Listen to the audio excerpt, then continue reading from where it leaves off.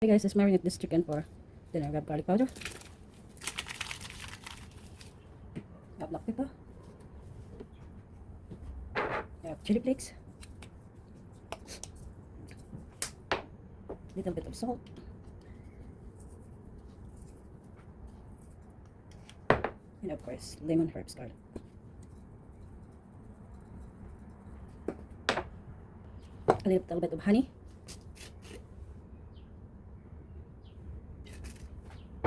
and squeeze lemon.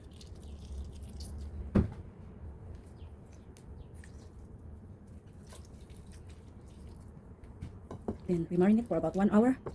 Then we cook it after 1 hour.